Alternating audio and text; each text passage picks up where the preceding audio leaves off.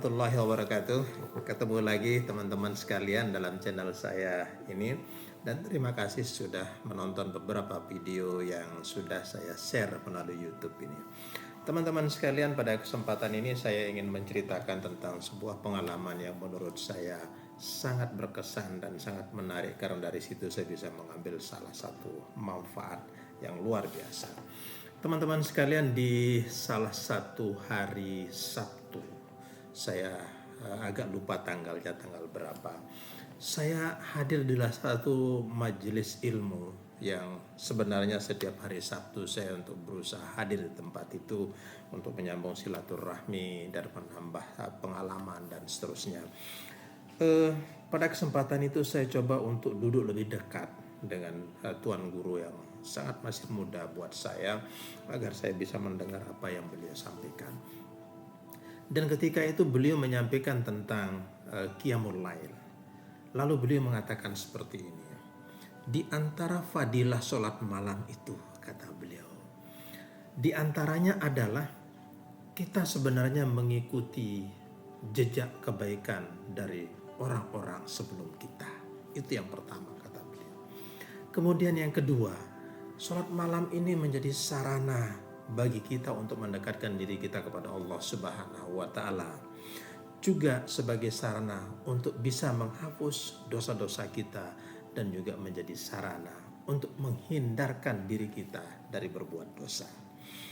Nah, yang terpikir di saya pada saat itu, apakah bisa kemudian kita mengajar dan mendidik itu bisa mengambil fadilah seperti fadilah dari sholat malam itu? Saya coba menggesernya ke situ, karena memang insting sebagai guru, kok kayaknya ini bisa. Bukan berarti mengajar dan mendidik itu menjadi pengganti sholat malam, tidak.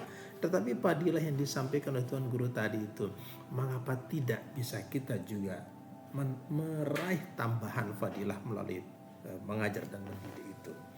Yang pertama, bahwa jika sholat malam itu adalah mengikuti orang-orang terdahulu, maka mengajar dan mendidik sesungguhnya juga bisa, karena memang kita mengambil contoh dari orang-orang sebelum kita.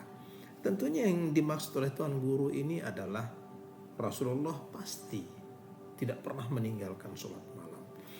Para sahabat, para tabi'in, tabi'ut tabi'in, para ulama dan seterusnya. Dan pasti mereka-mereka ini adalah seorang guru pendidik yang luar biasa.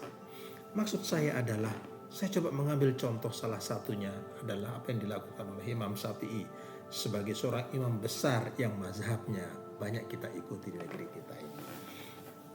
Kita kenal Imam Syafi'i juga memiliki seorang murid yang namanya Ahmad bin Hambal. Beliau adalah murid yang kelak kemudian juga menjadi imam besar dan melahirkan mazhab Ahmad bin Hambal ini. Tetapi ada salah seorang murid dari Imam Syafi'i ini bernama Rafi bin Sulaiman. Ternyata Rafi bin Sulaiman ini memiliki sesuatu yang sekarang kita kenal dengan slow learner.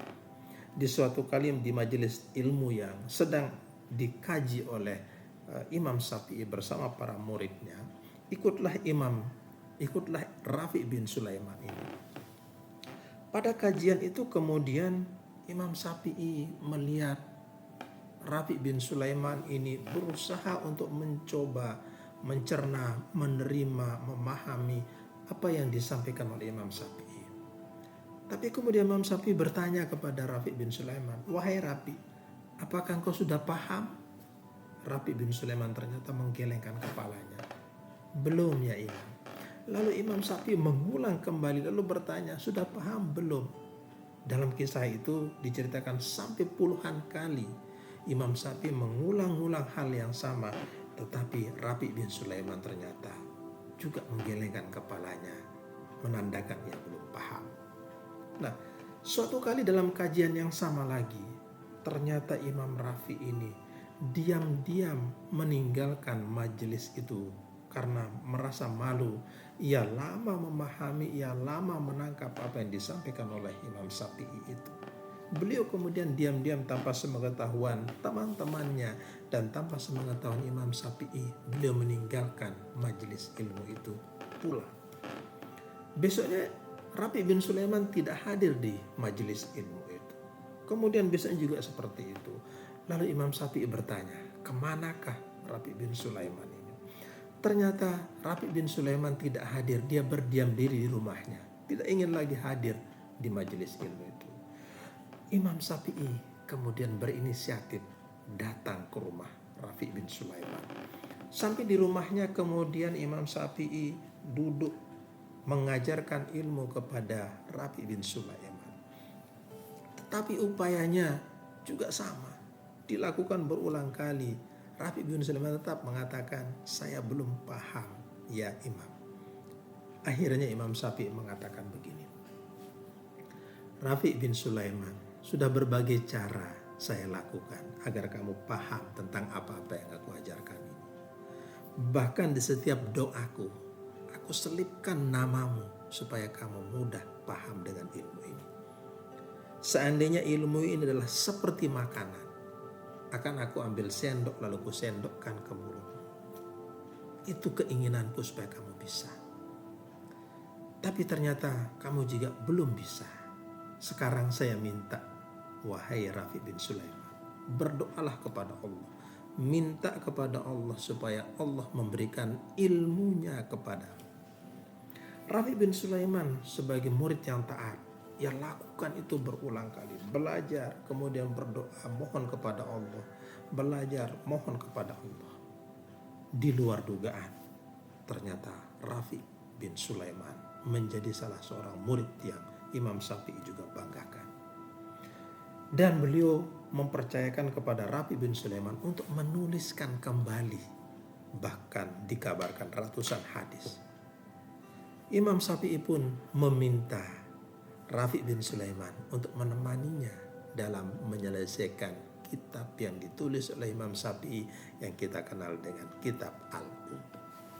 Teman-teman guru sekalian, apa yang bisa kita lihat dari situ? Etos kerja dari seorang imam yang menjadi guru luar biasa. Tidak pernah berputus asa untuk terus berusaha bagaimana caranya supaya muridnya bisa. Dalam video saya sebelumnya pernah saya sampaikan, doakan saja muridmu. Imam Syafi'i juga melakukan itu. Bahkan Imam Syafi'i minta kepada muridnya, doakan dirimu juga. Teman-teman sekalian, ini bisa menjadi contoh buat kita. Doakan murid, kemudian minta kepada murid-murid juga. Jangan lupa mendoakan dirinya. Etos kerja yang luar biasa. Pendekatan individu yang kita lakukan banyak sekarang. Sebenarnya pendekatan ini sudah dikenal sejak masa lalu. Teman-teman sekalian, itulah yang dimaksud dengan mengajar dan mendidik adalah cara yang kita ikuti dari orang-orang sebelum kita. Yang berikutnya teman-teman sekalian, jika sholat tahajud seperti disampaikan oleh Tuan Guru tadi adalah salah satu cara untuk mendekatkan diri kepada Allah, lalu kenapa tidak mengajar dan mendidik ini juga menjadi sarana untuk kita lakukan guna mendekatkan diri kita kepada Allah Subhanahu wa Ta'ala. Sering saya dengar, mungkin pernah juga kita baca, di antara cara kita mendekatkan diri kepada Allah selain sholat dan lainnya adalah mensyukuri nikmat Allah Subhanahu wa Ta'ala. Menjadi guru adalah pekerjaan yang tidak semua orang mendapatkan kesempatan ini. Pekerjaan guru kita sering sebut adalah pekerjaan yang mulia. Apapun motivasinya dulu kita menjadi guru ini, mungkin cita-cita kita, mungkin karena kondisi yang kemudian kita lalu mengajar, melihat anak-anak di lingkungan kita tidak bisa sekolah, lalu kita berinisiatif mengumpulkannya, kemudian kita ajari, kemudian kita didik, lalu dari situ kita berangkat menjadi guru. Atau memang kita mungkin hobi, atau mungkin ada yang iseng menjadi guru, lalu ikut dijadwalkan di salah satu sekolah, kemudian menjadi guru sampai sekarang. Patut kita syukuri. Tidak semua orang punya kesempatan untuk menjadi guru ini. Jadi teman-teman sekalian, cara kita mensyukuri adalah salah satu cara untuk kita mendekatkan diri kepada Allah dengan bersyukur bahwa menjadi guru ini adalah salah satu nikmat yang luar biasa yang diberikan Allah kepada kita. Berikutnya teman-teman sekalian, mungkinkah juga seperti sholat tahajud itu bisa menghapus dosa-dosa? Kenapa tidak misalkan? Kenapa? Karena menjadi guru itu berbagi kebaikan, berbagi ilmu pengetahuan. Berbagi ilmu adalah cara kita untuk bersedekah kepada orang lain, dalam hal ini adalah murid-murid kita. Mudah-mudahan dengan sedekah ini kemudian ada dosa yang bisa dihapus. Oleh karena itu, jadikanlah pekerjaan guru ini sarana dan jalan kita untuk kita berbagi ilmu, dan itu menjadi sedekah kita buat orang lain. Pernah kita mungkin mendengar, bahkan mungkin sering teman-teman menyampaikan kepada banyak orang, kepada adik-adik kita, kepada siswa kita, apa yang pernah disampaikan oleh Rasulullah? Setiap kebaikan adalah sedekah. Ingat, pasti kita sebagai guru menyampaikan kebaikan, mempertontonkan kebaikan, mengajak siswa kita kepada kebaikan, dan mudah-mudahan itu adalah sedekah. Dan pahala yang didapatkan oleh teman-teman sebagai guru karena mengajak kebaikan akan sama dengan mereka yang melakukan kebaikan itu. Teman-teman sekalian, mungkinkah juga sebagaimana sholat tahajud itu bisa menjadikan kita berusaha untuk menghindarkan diri melakukan perbuatan dosa. Mengajar dan mendidik, tentu kita ingat guru adalah yang digugu dan ditiru. Dalam sosok seorang guru itu pasti melekat contoh-contoh kebaikan. Lalu mengapa tidak dengan hal itu lalu mencegah kita untuk berbuat hal-hal yang tidak benar tentunya. Termasuk kita juga akan mencegah jika melihat siswa kita akan melakukan kemungkaran, melakukan hal-hal yang tidak baik. Kita mungkin ingat juga, apa yang pernah Rasulullah sampaikan, yang kita dengar dari para ulama kita, yang kita dengar dari guru-guru kita. Barang siapa yang melihat sebuah kemungkaran, hendaklah ia dicegah dengan tangannya. Tetapi jika ia tidak mampu, maka cegahlah dengan lidahnya. Tetapi jika dengan lidahnya pun ia tidak mampu, maka cegahlah dengan hatinya. Kita berdoa seperti yang pernah juga kita sampaikan. Doakan saja supaya anak-anak ini mendapatkan petunjuk dari Allah Subhanahu wa Ta'ala. Jadi teman-teman sekalian, saya tidak merasa bahwa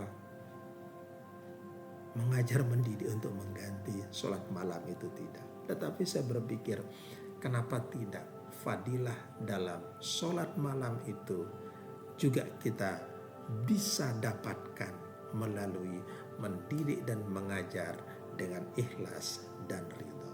Mudah-mudahan bisa kita lakukan teman-teman sekalian, dan mudah-mudahan bermanfaat. Wassalamualaikum warahmatullahi wabarakatuh.